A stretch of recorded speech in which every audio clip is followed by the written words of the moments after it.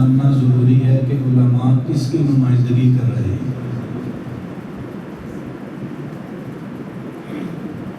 قانون کی نمائندگی وکلاء کرتے ہیں، سیاست کی نمائندگی سیاستدان کرتے ہیں، مختلف طبقے ہیں ہمارے ماحول میں، کوئی کسی کا نمائندہ ہے اور کوئی کسی کا نمائندہ ہے۔ تو علماء، انبیاء علیہم السلام اور بالخصوص خاتم النبیین جناب محمد مصطفیٰ صلی اللہ علیہ وسلم کے نمائندہ ہیں۔ ان العلماء ورثۃ الانبیاء میں حضور کے اس فرمان میں در حقیقت ہمیں یہی بتایا جا رہا ہے کہ علماء انبیاء کے نمائندہ ہیں۔ تو اس کے لیے وہ کام جو انبیاء کرتے تھے، علماء کی بنیادی ذمہ داریاں وہی ہیں جو انبیاء کی تھیں۔ آج کے تناظر میں، آج کے سیناریو میں اگر ہم دیکھیں کہ آج کے ماحول میں حضرات انبیاء کرام علیہم السلام والے کام جن کا تقاضا ہے وہ کیا ہے، جو علماء کے کندھے پر ہیں کہ علماء وہ کریں۔ تو اصولی طور پر تو ظاہر ہے کہ ہر زمانے میں علماء کا کام دعوت ہے، انبیاء کا بھی یہی تھا۔ اصولی طور پر یہی کام ہے علماء، لیکن دعوت پر اثر ہو، نتیجہ خیز ہو،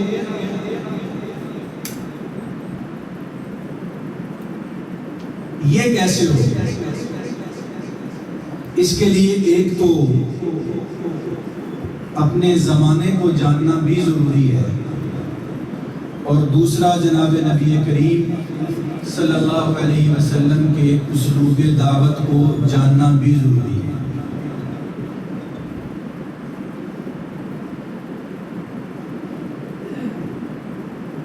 قرآن کریم میں اس حوالے سے سب سے پہلی بات جو ہمارے دعوت کے اسلوب میں ہونی چاہیے،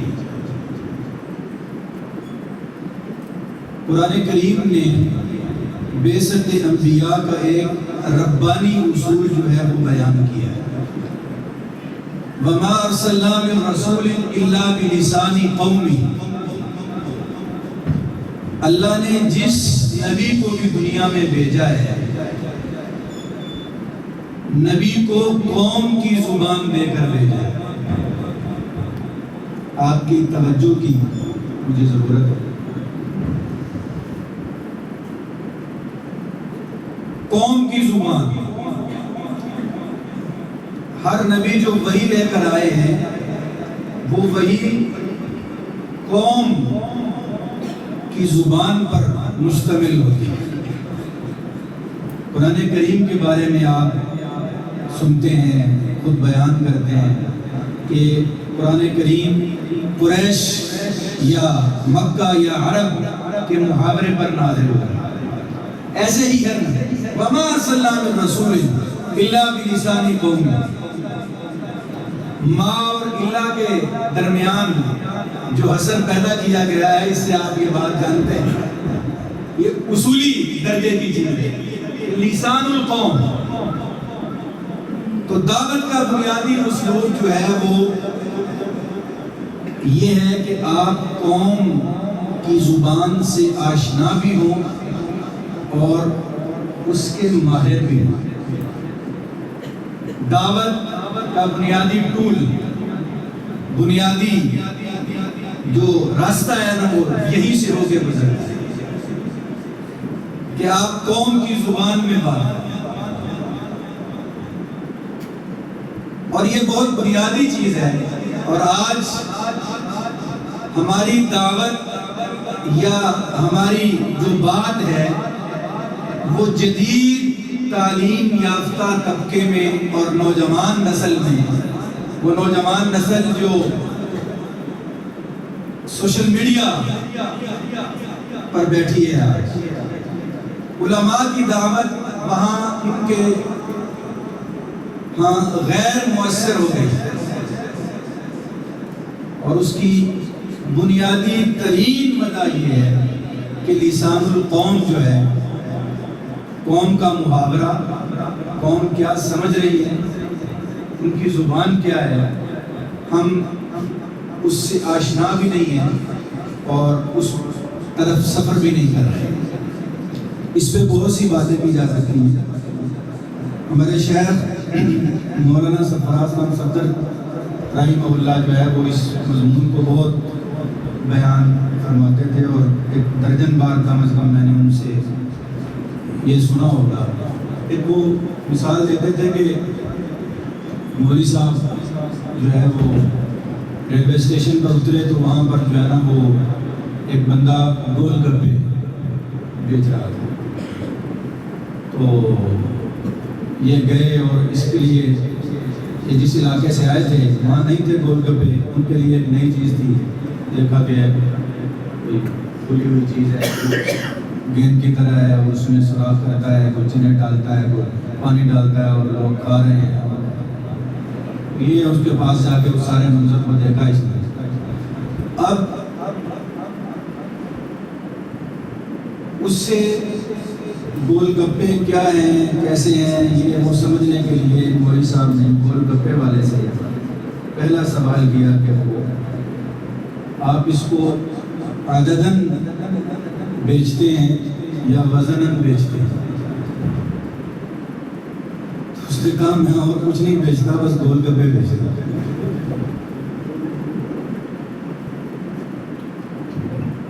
تو چلے یہ بھی کچھ انہوں نے عام لفظ استعمال کیے، وغیرہ کہتے کہ یہ مکیلات میں سے ہے یا موضوعات میں سے ہے۔ تو اس نے کہا میں تو گول گپے بیچتا ہوں اور کچھ نہیں بیچتا۔ تو ہمارا مسئلہ یہ ہے کہ ہم عام لوگوں کی زبان جو ہے وہ جس طبقے سے ہم مخاطب ہیں، ہماری دعوت وہ زبان اختیار کیے ہوئے نہیں ہے۔ تو بنیادی دعوت کا جو وہ ہے اصول جو قرآن نے بیان کیا، جو ہر نبی کے لیے وما ارسلنا من رسول الا بلسان قومه، اس کے لیے یہ ہے۔ دوسرا جو مسئلہ ہے بنیادی وہ یہ ہے کہ ہم مشکلات، جو قوم کی مشکلات ہیں اس پہ کمنٹ کر رہے ہیں، تبصرہ کر رہے ہیں، فتویٰ دے رہے ہیں، حل پیش نہیں کر رہے۔ جو نوجوان طبقے میں ہمارے ہاں مسائل کا لیول جو ہے نا وہ یہ ہے ابھی تک، ایک یہ ہے کہ نوجوان طبقے مسجد میں آئے، ایک یہ ہے کہ چلو فکری طور پر وہ مضبوط ہو، بچے چھوٹے۔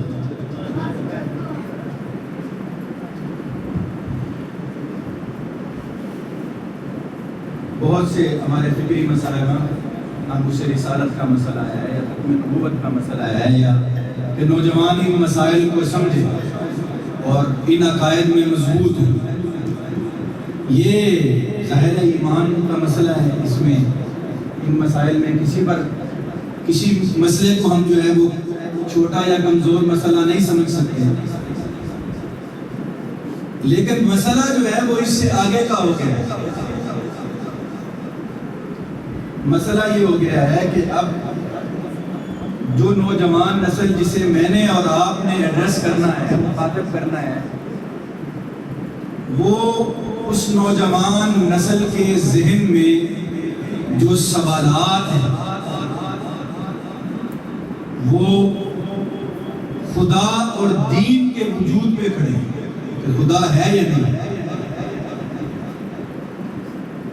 آپ کے گھر میں پلنے والے جوان کی بات کر رہا ہوں، کوئی امریکہ کے جوان کی بات کر رہا ہوں، آپ کے گھر میں آپ کا نوجوان، آپ کے غریب والے جس کے ہاتھ میں موبائل ہے، وہ جو جناب سیدنا صدیق اکبر رضی اللہ تعالیٰ عنہ کے بارے میں عرب ایک کہاوت یا ضرب المثل مشہور ہو گئی ہے کہ ریدتن ولا ابا بکر اللہ، ارتداد ایسے پھیل گیا ہے جیسے جناب صدیق اکبر کے زمانے میں ہوا تھا، لیکن ابو بکر کوئی نہیں ہے دنیا میں۔ الحاد جو ہے خدا کے وجود کا انکار کہ خدا ہے ہی نہیں۔ مسلمان نوجوان جو مسلمانوں کے گھر میں پیدا ہوئے ہیں، آپ کسی کو چھیڑ کر دیکھیں، میں یونیورسٹی میں ہوتا ہوں اور روز 10-20 ایسے نوجوانوں کو ملتا ہوں، تو مسئلہ یہاں ہے، مسئلہ بہت آگے ہے، لیکن ایک تو اس کا ادراک، اس بات کا ادراک کہ مسئلہ کیا ہے، اور دوسرا یہ کہ ہم کہہ دیں گے کہ یہ ملحد ہو گیا، کیا اس سے مسئلہ حل ہو جائے؟ کہہ دیں گے کہ یہ کافر ہو گیا، مسئلہ حل ہو جائے؟ تو ذمہ داری صرف تبصرہ نہیں، ذمہ داری صرف فتویٰ دینا نہیں، ذمہ داری صرف حکم لگانا نہیں، حل پیش کرنا، حل پیش کرنا، اور وہ ہے نہیں ہمارے اصلاً، کیونکہ ہم اپنی مذہبی شناخت، ہم اپنی دینی شناخت، اپنی گروہی عصبیت یہ باقی رکھنا، یہ ہمارے ہاں اصل ہو گیا ہے، اور دین کی دعوت جو ہے وہ ہمارے ہاں ثانوی حیثیت رکھا ہے، اللہ ماشاء اللہ۔ تو اگر آپ اس نوجوان کو جو آپ کے پاس آیا ہے، اگر اسے یہ ڈر نہ ہو کہ آپ اسے ڈانٹیں گے، اگر اسے یہ ڈر نہ ہو کہ آپ اس پہ فتویٰ لگا دیں گے، اگر اسے یہ ڈر نہ ہو کہ آپ اسے نکال دیں گے، دفع ہو جاؤ، اگر اسے یہ ڈر نہ ہو تو پھر آپ اس کے سوالات سنیں، سوالات سنیں، اور ایسا مسئلہ نہیں ہے کہ وہ سوالات رفع نہیں ہو سکتے، اور ایسا بھی نہیں ہے کہ ہم یہ کہیں کہ ایمان جو ہے وہ ان ذہنوں سے مٹ گیا ہے، جاڑ جنکار جاڑیاں خضرو پودے بہت اگے ہوئے ہیں، میری آپ کی ذمہ داری یہ ہے کہ ہم نے وہ صاف کرنے ہیں۔ اگر میں اور آپ وہ صاف کرنے کے لیے تیار ہو جائیں، یہ نہ کہیں کہ یہ تو کھیتی ایسا ہے کہ اس پہ ہم نے کام ہی نہیں کرنا ہے، یہ نہ کہیں کہ یہاں تو کچھ اور ہو ہی نہیں سکتا، اس کے لیے اگر ہم یہ اس کھیت میں اترنے کے لیے تیار ہوں تو تھوڑے سے یہ جاڑ جنکار صاف کرنے کی دیر ہے، نیچے سے ایمان نکلے اور خوب نکلے۔ مسئلہ یہ ہے کہ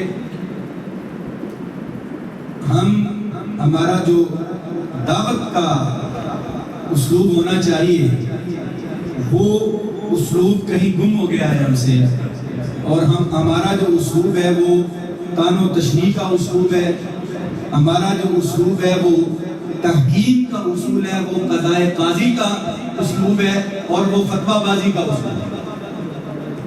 جہاں فتوے کی ضرورت ہے ہماری ذمہ داری فتویٰ بھی دینا ہے، جہاں حکم لگانے کی ضرورت ہے وہاں حکم بھی لگانا ہے، لیکن ہر وقت کندھے پہ فتوے کا قلم رکھ کے یا تان و تشنیع کا زبان ہر وقت اپنے منہ میں رکھ کے آپ بہت اچھے داعی نہیں بن سکتے۔ جسے ہمارے بزرگ کہتے تھے نا حکمت، ادعو الی سبیل ربک بالحکمہ، جسے قرآن میں بھی کہا گیا، وہ یہی ہے کہ آپ کا جو مخاطب ہے اس کا درجہ سمجھیں، اس کی کیفیت سمجھیں، اور وہاں پہ جس لہجے کی، جس اسلوب کی، جس انداز کی اور جس درجے کی ضرورت ہے، ایک چیز پیراسیٹامول سے ٹھیک ہونے والی ہے، وہاں انجیکشن، اور جہاں انجیکشن سے بات چلتی ہے وہاں آپریشن، یہ زیادتی ہو۔ یہ ماہر ڈاکٹر کا کام ہے کہ یہ جو ہے یہاں تو پیراسیٹامول کی بھی ضرورت نہیں، اسے تو پودینے کا کہوا بھی ٹھیک ہے، یہ تھوڑا مسئلہ زیادہ ہے، اسے پیراسیٹامول دینے کی ضرورت ہے۔ جیسے ماہر ڈاکٹر یہ مریض کی کیفیت بھی دیکھتا ہے اور موسم کے حالات کو بھی دیکھتا ہے، ایسے داعی کو بھی ایسے ہونا چاہیے۔ یہ دو باتیں دعوت کے میدان میں بنیادی ذمہ داری ہے۔ اور تیسری چیز جو ہے وہ یہ ہے کہ نوجوان نسل، یہ جو نسل گزر رہی ہے، یہ اس پہ بھی محنت کی ضرورت ہے، لیکن داعی کا جو اصل میدان ہے اگلی نسل کو تیار کرنا ہے، اگلی نسل کو تیار کرنا ہے، کیونکہ یہ جو موجودہ نسل آپ کے سامنے ہے، ان کے ذہن، ان کے افکار، ان کے نظریات بہت کچھ تشکیل پا چکا ہے جسے آسانی کے ساتھ آپ نہ سمجھا سکتے ہیں، نہ قائل کر سکتے ہیں، نہ بدل سکتے ہیں۔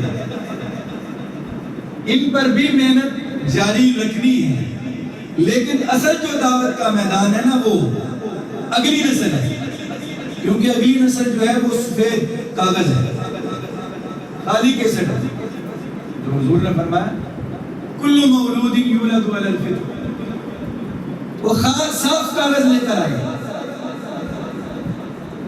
اس میں کیا فیڈ ہوگا، کیا فیڈ ہوگا، وہ جو ہے سوسائٹی، معاشرہ، ماحول، والدین، یہ فیڈ کرے گا۔ حضور نے فرمایا کہ وَأَبَوَاهُ يُحَوِّدَانِهِ أَوْ يُنَصِّرَانِهِ أَوْ يُمَجِّسَانِهِ، بچہ تو فطرت اسلام پر ہی پیدا ہوتا ہے، ماں باپ ہیں جو اس کو یہودی بناتے ہیں یا عیسائی بناتے ہیں یا مجوسی بناتے ہیں، تو اس آنے والی نسل کو اس کے صاف کاغذ پر جو فیڈنگ کرنی ہے وہ مضبوط نظریات، اسلام پہ تسلط، اس پہ محنت کرنے کی ضرورت ہے۔ تو اس کے لیے ظاہر ہے کہ پہلے نمبر پر تو ہمیں یہ جاننا ہے کہ اس کے ذہن تک ہماری رسائی کیسے ہو۔ دوسرے نمبر پر اور جو بہت دروازے کھلے ہیں اس کے ذہن کے، وہاں سے جو چیزیں آئیں گی تو ان چیزوں کے سامنے ہم نے بند کیسے باندھا ہے۔ اسی کو کہا گیا نا کہ اپنے زمانے سے باخبر ہونا ضروری ہے۔ من جاہل بأہل زمانہ فہو جاہل، جو اپنے زمانے کے عرف سے واقف نہیں ہے وہ جاہل ہے۔ امام محمد بن حسن الشیبانی رحمہ اللہ کا یہ قول جو ہے نا، یہ ہمارے جو فتوے کے بنیادی اصول ہیں ان میں پہلا اصول ہے، من لم یعرف اہل زمانہ فہو جاہل، جو اپنے زمانے کے عرف سے آشنا نہیں ہے وہ جاہل ہے۔ تو زمانے سے آگاہ ہونا، اب مثال کے طور پر وہ جو حضور نے کہا تھا کہ ایک وقت آئے گا کہ ایسے اثقال الایمان، جو ایمان کو چاٹ جانے والے فتنے ہیں، وہ تم پر ایسے چھا جائیں گے، یصبح الرجل کقطع اللیل المظلم، رات کی سیاہی چھا جاتی ہے ایسے، یصبح الرجل مؤمنا ویمسی کافرا، صبح بندہ مومن شام کو کافر، ایسی صورتحال ہو جائے گی۔ تو صحابہ نے سوال کیے کہ اس فتنے سے بچنا کیسے ممکن ہوگا، ان فتنوں سے بچنا کیسے ممکن ہوگا؟ تو حضور نے مختلف زمانوں میں مختلف اوقات میں مختلف ہدایات جو ہے وہ جاری فرمایا. ایک جگہ فرمایا کہ کونوا احلاس بیوتکم، کہ اپنے گھر کے ٹاٹ بن جاؤ. قالین، گھر کا جو سامان ہوتا ہے نا، باقی سامان آتا جاتا ہے، کوئی سامان آیا، کوئی چلا گیا، جگہ بدل دی اس نے کوئی. قالین جو ہے وہ کیا ہوتا ہے، آیا تو باہر جب اینڈ ہو تو پھر ہی نکلتا ہے، مگر نہ وہ گھر میں ہی رہتا ہے اور ایک ہی جگہ پر رہتا ہے. اس کا مطلب یہ ہے کہ بھائی دروازہ بند کرو تو باہر جو فتنے ہیں ان سے آپ محفوظ رہیں گے. زیادہ لوگوں سے میل ملاپ نہ کریں، اس سے آپ محفوظ رہیں گے. ترمذی میں جو روایت ہے اس میں اللہ کے نبی نے فرمایا کہ من کان لہ ارض فلیلحق بارضی ومن کان لہ غنم فلیلحق بغنمی، کہ آپ بستیوں سے، آبادیوں سے دور چلے جائیں. جس کے پاس کوئی زمین ہے وہ زمین میں آبادی دور جا کے فتنوں سے بچ جائے گا. کوئی بکریاں ہیں تو لے کے جنگل میں چلا جائے، فتنوں سے بچ جائے گا. ایسے مختلف، ایک حدیث میں کہ تلوار لے کے جہاں کفر بواہ کے خلاف جنگ ہو رہی ہو وہاں چلے جائے، پھر بھی ایمان بچ جائے. ایسے مختلف جو اللہ کے نبی نے ہدایات ارشاد فرمائی ہیں فتنوں سے بچنے کے لیے. تو آپ غور کریں مثلاً کہ دروازہ بند کریں فتنوں سے بچ جائیں. لیکن آج مجھے اور آپ کو جس فتنے کا، بلاخیز فتنے کا سامنا ہے ہماری پوری نسل کو، تو 10 دروازے بند کریں پھر بھی اندر ہے، پھر بھی اندر ہے. حضور نے کہا کہ آسمان سے فتنے اتریں گے اور حتیٰ کہ صحراؤں میں بھی آ جائیں گے. حافظ ابن حجر رحمہ اللہ نے لکھا ہے کہ یہ مشتبہات الحدیث میں سے ہے، کہ جس کا مطلب ہمیں معلوم نہیں کہ اس کا مطلب کیا ہوگا. تو آج عرب کے صحراؤں میں انٹرنیٹ کے جو سگنلز ہیں وہ بتا رہے ہیں کہ آسمان سے فتنے اتر رہے ہیں. تو ہمیں تو وہ جو جنگل میں جانے کا حضور کا فرمان تھا یا دروازہ بند کرنے کا فرمان تھا، وہ ساری باتیں جو ہے نا وہ آج کے زمانے کے لیے نہیں. تو فتنے کا پہچاننا کہ اس صاف ذہن میں آپ تو محنت کر رہے ہیں، لیکن سوشل میڈیا جو ڈیل رہا ہے، یوٹیوب کے شیوخ اور فضلائے فیس بک اور دارالافتاء گوگل کے جو مفتی ہیں، وہ جو ان کے ذہنوں میں اتار رہے ہیں، اس کا مقابلہ میں نے اور آپ نے کیسے کرنا؟ اگلی نسل کے اس کا مقابلہ کیسے کرنا؟ ایک یہ ہے کہ ہم اپنی جو ہے نا وہ گردن صحرا کی ریت میں دے دیں اور کہیں کہ ہم بس یہ چیزیں آرام ہیں، ان کا استعمال ہی نہیں کریں.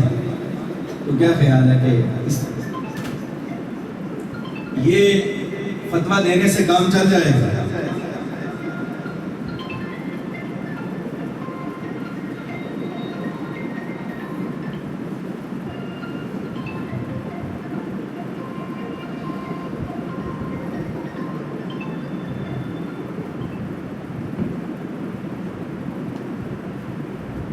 یہ کہنے سے کام نہیں چلے، یہ کہنے سے کام نہیں چلے.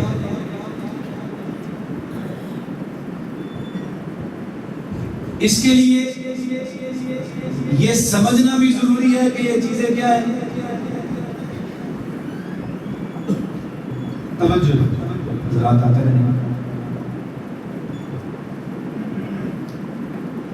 یہ سمجھنا بھی ضروری ہے کہ فتنہ کیا ہے، کہاں سے آ رہا ہے، اس کے اسباب کیا ہیں، وہ کن ٹانگوں پہ کھڑا ہے، وہ کیسے پھلتا اور پھولتا ہے، اور اس کا جواب کیا ہے، اس کا علاج کیا ہے. جدید ذہن کو اگر آپ نے اگلی نسل کی قیادت کے لیے تیار کرنا ہے تو آپ کی دعوت ان ساری چیزوں سے آشنا ہونی چاہیے.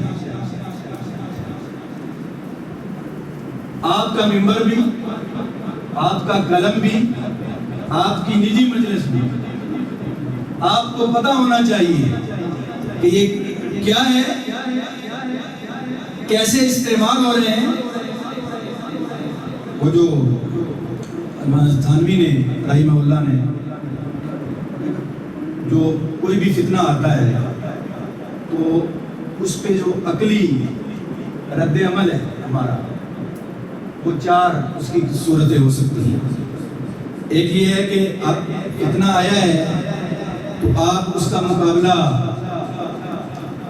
کریں اور فتنہ ختم ہو جائے.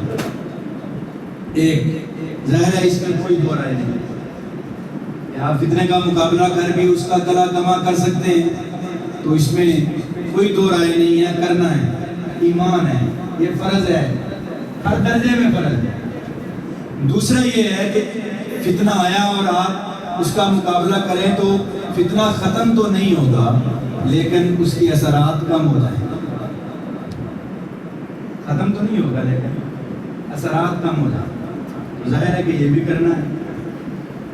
اگر اتنی صلاحیت ہے آپ میں تو یہ بھی ضروری کاموں میں سے ایک ہے. اور تیسری صورت یہ ہے کہ آپ فتنہ ہے اس کے مقابلے میں آپ کھڑے ہوئے ہیں. یہ فتنہ جو ہے یہ تو آپ کی محنت سے تھم سکتا ہے، لیکن اس کا لازمی نتیجہ یہ ہے کہ ایک اور فتنہ، اس سے بڑا فتنہ جو ہے وہ جنم لے گا. تو اب یہاں پہ کیا کرنا ہے ہمیں؟ یہاں پہ کیا کرنا ہے ہمیں؟ تو ظاہر ہے کہ ہر سمجھدار کو یہ کہے گا کہ اس فتنے کو رسپونڈ کرنا یا اس فتنے کا جواب دینا ایسی سٹیج پر یہ مفید نہیں ہوگی. اس کے لیے تیاری کرنی ہے، مستطاعت اس کی تیاری کرنی ہوگی. اور اس وقت تک جو ہے وہ اگر ہم اس کے اثرات کم کر سکتے ہیں یا اس کی جو پھیلاؤ ہے اس کو روک سکتے ہیں تو اس درجے میں محنت کرنی ہے. ایسا جواب کہ جو ایک نئے فتنے کو لے آئے وہ دعوت کے لیے مفید نہیں. اور اگر یہ ہو کہ اس کا مقابلہ ہی نہیں ہو سکتا تو پھر اس کو رسپونڈ کرنا یہ اس سے بھی اگلے درجے کی کمزوری بھی ہوگی اور غیر حکمت پر مبنی جو ہے نا، حکمت پر مبنی جو طرز عمل ہے وہ نہیں ہوگا. تو ہر اس کے جواب میں، ہر فتنے کے جواب میں ہم نے یہ جائزہ لینے کی ضرورت ہوگی کہ ان 4 میں سے ہم کس جگہ پہ کریں. کیا فتنہ ختم کر سکتے ہیں، کم کر سکتے ہیں؟ تو بسم اللہ تلوار اٹھانی پڑے، جو لب و لہجہ اختیار کرنا پڑے. پھر تو یہ جو اصل بات جو میں کر رہا ہوں اس میں ہے کہ علماء کی جو منصبی ذمہ داری ہے وہ اگلی نسل پہ جو صاف ذہن ہے اس پہ محنت کرنے کی ہے. اور میں ظاہر ہے کہ آپ کے طبقے سے آپ کے اندر بیٹھا ہوں تو بہت جائزہ لینے کے بعد اگلی نسل کو متاثر کرنے کے لیے ہمارے پاس کوئی پروگرام نہیں. اگلی نسل کو متاثر کرنے کے لیے کوئی پروگرام نہیں ہے اور بہت زیادہ منصوبہ بندی بھی نہیں اور بہت زیادہ اس کے بارے میں فکر مندی جو ہے نا وہ بھی نہیں. تو اس پہ کام کرنے کی ضرورت ہے ہمیں ہر سطح پر کہ ہم اگلی نسل پہ جو ہے نا وہ محنت کریں. اور چوتھی ذمہ داری جو بہت ضروری ہے وہ یہ ہے کہ جو ہمارے دین کے بنیادی ذخیرے 4 کہہ سکتے ہیں آپ. کتاب و سنت ہے، نمبر 1 فقہ و شریعت ہے، نمبر 2 نبی کریم صلی اللہ علیہ وسلم کی سیرت طیبہ ہے، نمبر 3 اور نمبر 4 امت کا تعامل ہے، اجماع اور پورا جو 14-15 صدیوں سے امت کا ایک اجتماعی اجماعی طرز عمل ہے. تو ان 4 چیزوں سے اگلی نسل کو روشناس کرانا بنیادی بہت جو ہے نا وہ ماہر بنانا جو ہے نا وہ بہت ضروری نہیں، لیکن بہت بنیادی عقائد. اگلی نسل کو بچہ کمزور ہے، طاقتور ہے، ذہین ہے، غبی ہے، ایک درجے کی بات جو ہے نا وہ سب تک بنیادی چیز جو ہے یہ مسجد سے اس محنت کی بہت ضرورت ہے، ہر جگہ سے ضرورت ہے. اور اس میں جب میں کہتا ہوں کتاب و سنت تو بنیادی شعور، بنیادی فہم. اور ایک بات جو ہم کہتے آئے ہیں نا وہ کہ براہ راست قرآن نہ پڑھیں یا براہ راست حدیث نہ پڑھیں، یا معذرت کے ساتھ اب یہ بات نہیں چلنے والی، اب یہ بات نہیں چلنے والی ہے. اگلی نسل پر محنت کرتے ہوئے ہم نے وہ راستہ دینا ہے، ان کو یہ راستہ دینا ہے کہ وہ قرآن کو براہ راست دیکھیں تو کیسے دیکھیں، وہ اللہ کے نبی کے فرمان کو، حضور کی سیرت کو دیکھیں تو ایسے دیکھیں. روٹ ان کے ذہنوں میں بنانا ہے، واضح کرنا ہے، وگرنہ میں اور آپ نہیں کریں گے تو یوٹیوب کے شیوخ کر رہے ہیں. اور یہاں میں اسلام آباد میں جہاں جمعہ پڑھاتا ہوں بڑی تگڑی مسجد ہے، اور کئی دفعہ ہم نے اندازہ کیا ہے کہ کتنے لوگ ہوں گے، تو 2500-3000 لوگ جمعے میں ہوتے ہیں، بڑی مسجد. تو وہی جمعہ جو یوٹیوب وہاں میں پڑھاتا ہوں، تو بچے ہیں کبھی کبھی ریکارڈ کر کے یوٹیوب پہ لگاتے ہیں، وہاں 1 لاکھ بندہ سنتا. اور یوٹیوب کے جو شیوخ ہیں 30 40 35 لاکھ ان کے ویورز ہیں، فالوورز ہیں. تو آپ دیکھیں کہ ان کی اثر انگیزی کہاں پہ ہو. ایک بات جو میں نے جس بات کی تفصیل میں یہ سب باتیں کر رہا ہوں کہ ہم فتویٰ دیتے ہیں، حل نہیں پیش کرتے، اس میں ایک مسئلہ یہ ہے. ایک مسئلہ آ گیا آپ کے پاس، ایک بندہ آیا مسئلہ پوچھنے کے لیے، مثال کے کہا کہ 4 میں نے نا احرام نہیں کھولا، احرام میں نے کھول لیا تھا تو حلق نہیں کروایا تھا، اب میں کیا کروں؟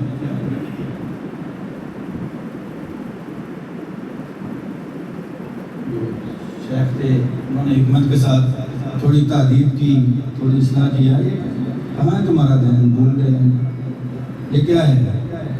جاؤ دم دو جا کے. اور وہیں پر ایک اور صاحب بیٹھے، انہوں نے کہا ادھر آؤ، ایسے نہیں ہے مسئلہ، ایسے نہیں ہے مسئلہ. کتنے دن ہو گئے ہیں؟ 4 دن ہو گئے. بیوی کے پاس گئے تھے، کتنی بار کتنے دم دو، شور گئی تھی کتنی بار، روز لگاتی 4 بار تو لگائی ہوگی، 4 یہ بھی جمع کرو. ٹھیک ہے، کوئی 4 دنوں کے 20 دم جو ہے نا وہ بنا کے پورا پیکج اس کے ہاتھ میں دیا کہ یہ 2 تو پھر جو ہے اس نے وہی پر کہا کہ اس بار تو معاف کرے، آئندہ میں عمرہ ہی نہیں کرتا.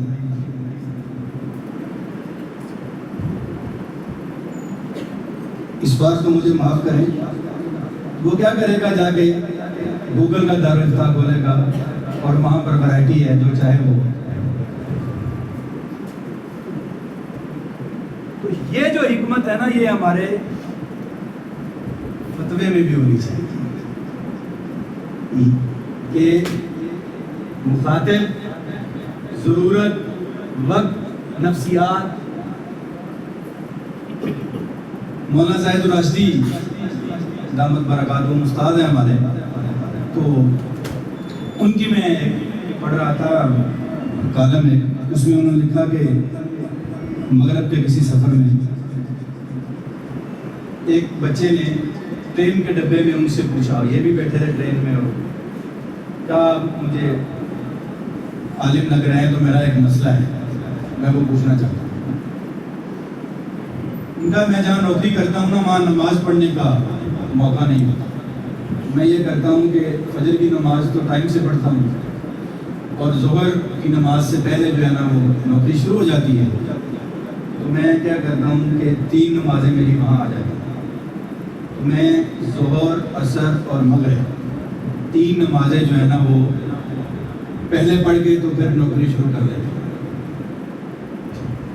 اور اس کے بعد پھر چھٹی جب ہوتی ہے تو اس کے بعد عشاء.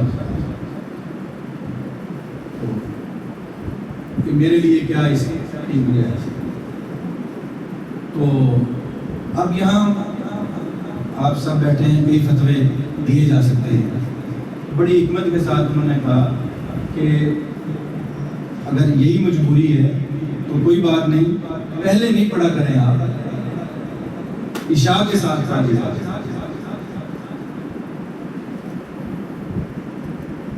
اگر میں اور آپ غور کریں تو وہ جو قضا والا معاملہ ہے وہ ہے، وہ مسئلہ ہے اس میں، لیکن اتنی توجہ میں اور آپ بھی دے سکتے ہیں. ساتھ اس کو بتایا کہ استغفار کرو، ساتھ اس کو بتایا کہ کوشش کرو کہ نمازیں اوقات پر آ جائیں، ساتھ یہ بتایا کہ کوشش کرو کہ جہاں ایسی ہو جائے کہ جہاں پر نماز پڑھی جا سکے، لیکن اس کے لیے دروازہ بند نہیں کیا. تو یہ ہماری بنیادی جو ہے نا وہ ذمہ داری ہے. اور آخری 2 باتیں جان بوجھ کر میں نے آخر میں یہ کر رہا ہوں، اصل میں وہ یہ ہے کہ جب ہم علماء انبیاء کے نمائندہ ہیں تو جناب نبی کریم صلی اللہ علیہ وسلم کی بھی اور باقی تمام انبیاء کی بھی جو دعوت تھی وہ بنیادی طور پر جو ہے وہ اس دعوت کا جو اسلوب ہے. علماء نے کتابیں لکھی ہیں بڑی بڑی، شیخ عبدالفتاح ابو غدہ رحمہ اللہ کی الرسول المعلم و اسالیبہ فی التعلیم، بڑی جاندار شاندار کتاب، آپ وہ پڑھیں. سب سے پہلا جو اسلوب تعلیم اور یہی اسلوب دعوت وہ کیا ہے؟ اپنا کردار پیش کرنا. اپنا کردار پیش کیا ہوگا، کردار کی بنیاد پر زبانی جمع خرچ نہیں کی. باتوں کے پہاڑ اللہ کے نبی نے کھڑے نہیں کیے. اللہ کے نبی نے اپنی دعوت کی بنیاد باتوں پہ رکھی نہیں، کوئی عمل پیش کیا، عمل کی بنیاد پہ عمل کا مطالبہ. اور زبان دراز، زیادہ باتیں کرنے والے، ہوشیار، چالاک، یہ کوئی اللہ کے نبی کے ہاں کوئی مقام نہیں پا سکتی. اللہ کے نبی کے ہاں جو عمل کی بنیاد پہ آگے آیا وہی اونچا ہوا. عمل پیش کیا، عمل کا مطالبہ کیا، کردار. اللہ کے نبی نے نماز کی دعوت دی تو اپنا عمل حضور کا کیا ہے؟ جس بنیاد پہ حضور نے نماز کی دعوت کی بنیاد رکھی. 5 نمازیں سب پہ فرض ہیں، امت پہ، حضور پہ بھی ہیں. 6ٹھی نماز تہجد فرض ہے حضور. اور مستقل جو 24 گھنٹے کے اوقات میں اس سرکل میں جو حضور کا عمل ہے وہ 9 نمازیں ہیں جو معمول ہے. اور معمول سے ہٹ کے اللہ کے نبی نے جو نمازیں پڑھی ہیں وہ اب تحیت الوضو ہے، یہ تحیت المسجد ہے، یہ صلاۃ الشکر ہے، یہ صلاۃ التوبہ ہے. بارش آ گئی تو نماز، آندھی آ گئی تو نماز، کوئی خبر آ گئی تو نماز. ہر وقت جو ہے اتنی نماز. عائشہ کا جو روایت ہے سنی ہے آپ نے کہ حضور کے پاؤں مبارک پہ ورم آ جاتا تھا، اتنا ہی حضور. اور قرآن جو کہتا ہے قم اللیل الا قلیلا، اور قرآن مشورہ دیتا ہے، یعنی حضور ساری رات کھڑے ہو رہے ہیں. قرآن کہتا ہے کھڑے ہو جائیں لیکن تھوڑا، نصف ہو، آدھی رات، ابن کچھ منہ قلیلا، یا آدھی سے بھی کچھ کم. یہ عمل ہے کہ جس کی بنیاد پہ نماز کا مطالبہ ہے. زکوٰۃ سال کے بعد، ضروریات اصلیہ سے زائد، نصاب، اور اس کے بعد 40واں حصہ. ہمارے مدرسے میں ایک بچے نے پچھلے دنوں زکوٰۃ پڑھا ہوگا قدوری میں، تو زکوٰۃ کے مسئلے کو، زکوٰۃ کا نصاب کرنے کے لیے مجھے استادوں نے دکھایا، مدرس نے ہمارے، کہ ایک کھیرے کو 10 ٹکڑے کر کے تو 9 ٹکڑے جو ہے نا وہ ایک طرف رکھے، اور 10ویں ٹکڑے کو جو گول ٹکڑا ہے تو اس کو 4 حصے کر کے جو ایک چوتھا حصہ ہے نا وہ نکال کے سائڈ پہ کیا، اور اس پہ لکھا کہ یہ زکوٰۃ، یعنی یہ 9 ٹکڑے اور جو باقی 3 ہیں یہ پھر بھی آپ کے،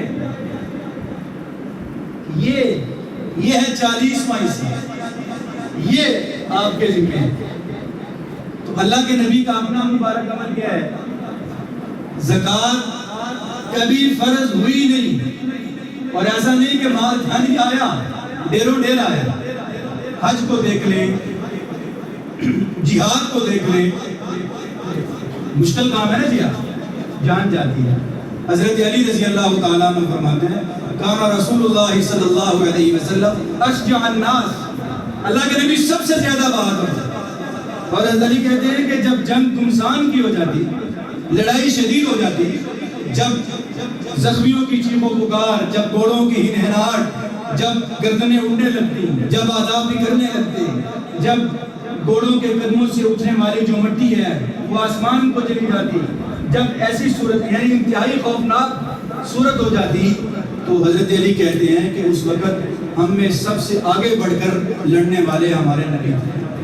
اور حضرت علی جیسا بہادر جرنیل شیر خدا کہتا ہے کہ ہم حضور کے پیچھے پناہ لیتے تھے، حضور کے پیچھے پناہ لیتے تھے۔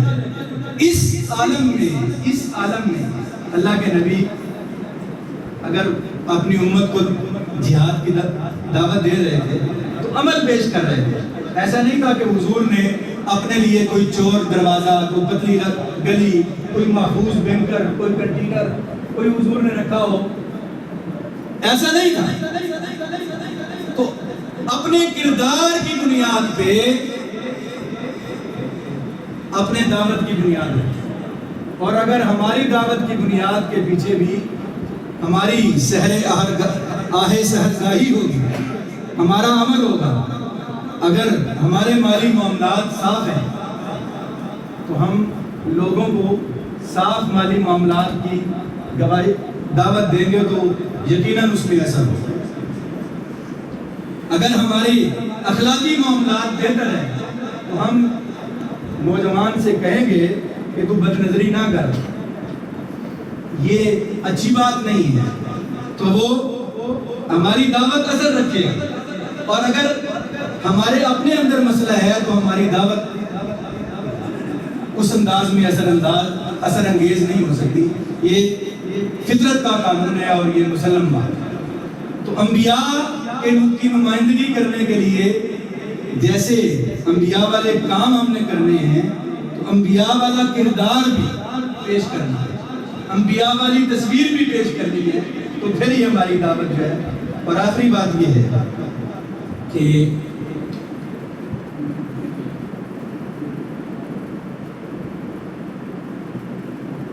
آپ میدان جنگ میں جا رہے ہیں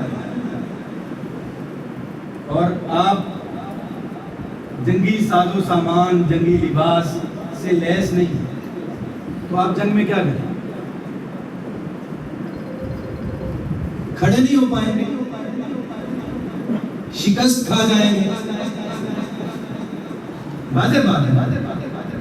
اب صورتحال یہ ہے کہ ابھی پچھلی حکومت تھی، اس حکومت نے ایک فیصلہ کیا تھا اسکولوں، کالجوں اور یونیورسٹیوں میں قرآن کریم کی تعلیم، قرآن کریم کی تعلیم اسکولوں میں، کالجوں میں، یونیورسٹیوں میں لازمی، پورا قرآن اس طرح کو کیا گیا۔ تو اس کے لیے جو عملی صورتحال تھی تو اس کے لیے ایک کمیٹی بنی 4 لوگوں کی، اس میں بھی شامل ہوں کہ یہ عملاً کیسے ہوگا۔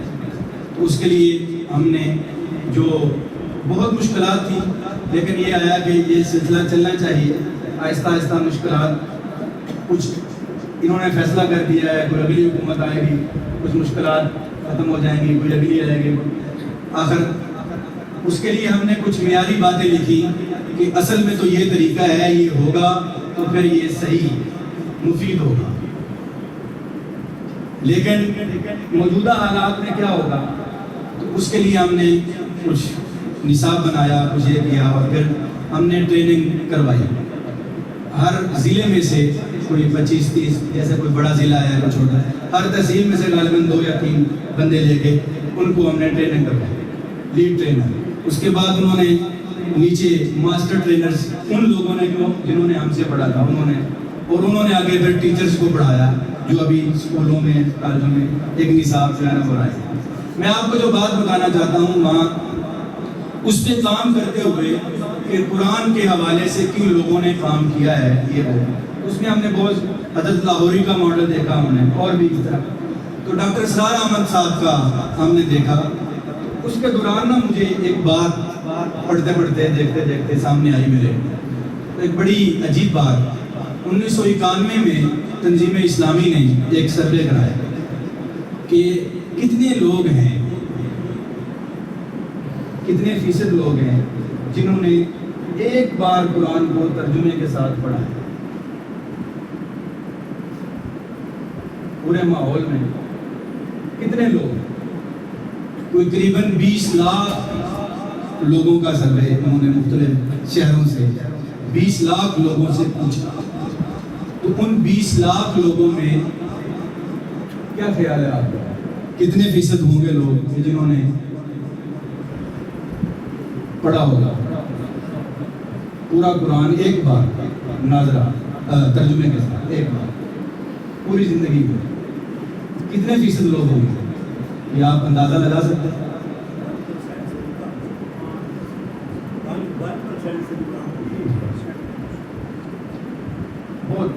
بہت نیچے، 1% سے اتنا نیچے کہ وہ آپ یعنی یہ بھی نہیں کہ بھئی آدھا پرسنٹ یا 4.5%، بہت نیچے۔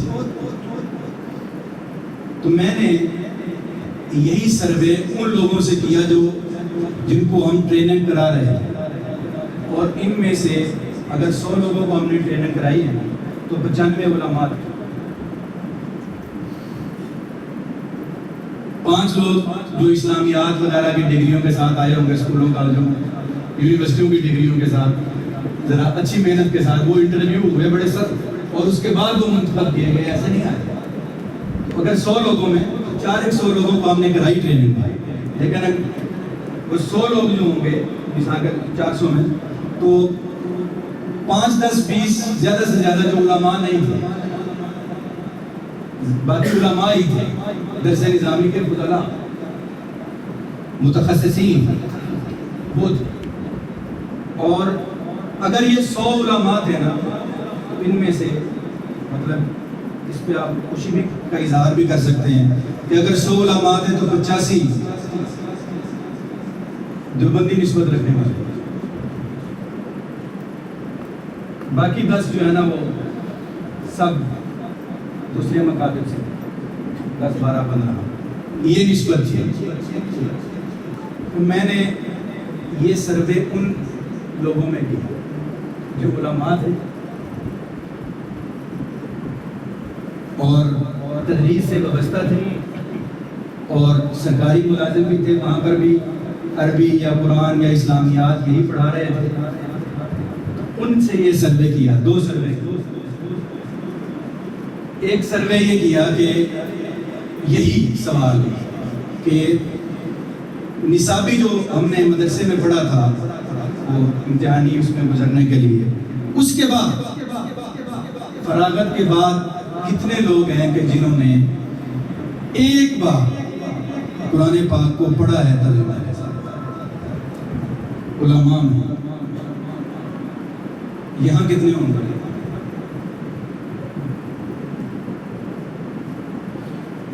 لکھا ہے میں نے تقریباً 400 میں سے ٹوٹل 18 یا 20 لوگ ہیں، 18 یا 20 لوگ۔ اور دوسرا سوال جو ہے نا وہ یہ تھا کہ چلے جو تدریس سے وابستہ ہیں اور جن کے قرآن پاک وغیرہ کے اسباق ملتے رہتے ہیں، یہ جو 18 لوگ تھے ان میں سے 10 لوگ وہ تھے کہ جو مسجد میں درس قرآن دیتے تھے، تو وہ ایک سرکل کے ذریعے انہوں نے قرآن پاک کو 1 بار یا 2 بار درس قرآن دیتے ہوئے ختم کیا، تو اس طرح پڑھا ہوا اور مستقل قرآن کو 2 4 6 آیتیں روز مطالعہ کی ہوں، ایسے جو ہے نا وہ اکا دکا جو ہے نا وہ یہ لوگ تھے۔ تو یہ صرف قرآن کے ساتھ تو یہ ظلم ہم کر ہی رہے ہیں، یہ ہر سطح پر کر رہے ہیں۔ مدرسے میں بھی آپ دیکھ لیں، میں 2-3 مدارس کی جو ہے نا وہ نگرانی میرے ذمہ ہے، وہاں پر بھی کہ قرآن کریم کا جو سبق ہے، ترجمہ قرآن ہے، اس کے لیے توضیح طلبی کون پڑھائے گا، فلسفہ کون پڑھائے گا، اس کے لیے ہمارا کرائٹیریا اور معیار کیا ہے، اور ترجمہ قرآن کے لیے ہمارا معیار۔ ترجمہ قرآن کے اندر بھی دیکھ لیں کہ وہ جو قرآن سے سیدھا ترجمہ پڑھانا ہے 30واں پارہ یا کوئی بھی، اس میں صورتحال ہماری کیا ہے، اور تفسیر بیضاوی پڑھانی ہے تو وہاں پر معیار ہمارا ہے۔ تو جو استاد اور کچھ بھی نہیں پڑھا سکتا نا، اس کے لیے ترجمہ رکھا ہوا ہے۔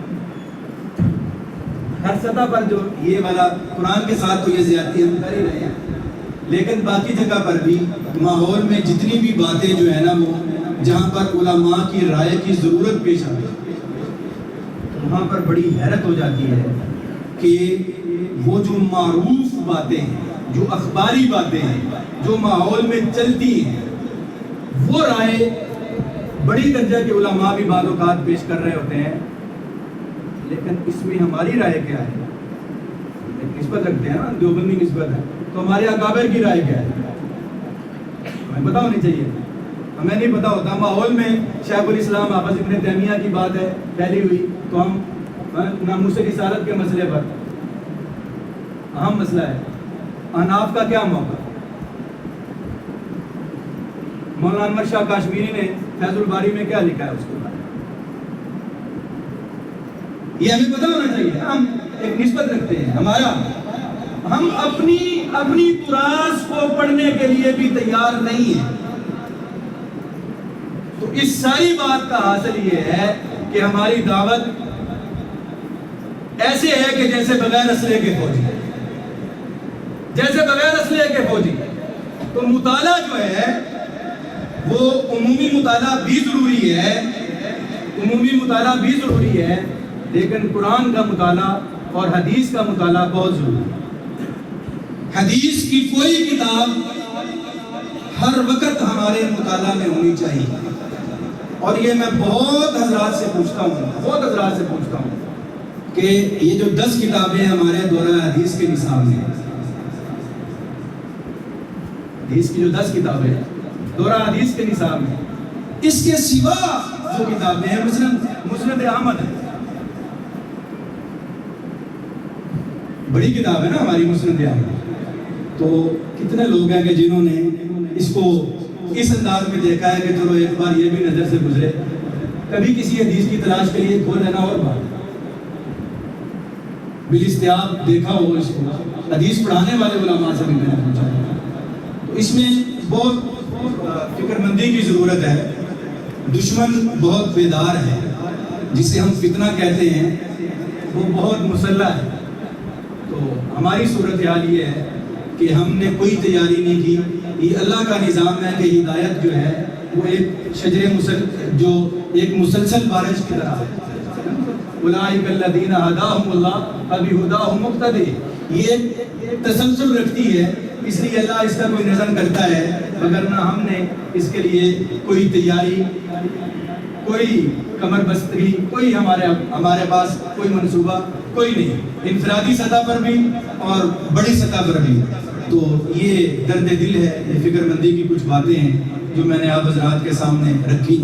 اللہ سے دعا ہے کہ سب سے زیادہ اس پہ عمل کرنے کی مجھے توفیق عطا فرمائے۔ پیچھے بیٹھے ہوئے سب علماء مجھ سے علم میں، عمل میں، عمر میں تقریباً بڑے ہیں، تو یہ سبق ہے جو میں نے ان کو سنایا ہے. اگر کسی کوئی بات گستاخی سمجھے تو اللہ معاف فرمائے. وآخر دعوانا الحمدللہ.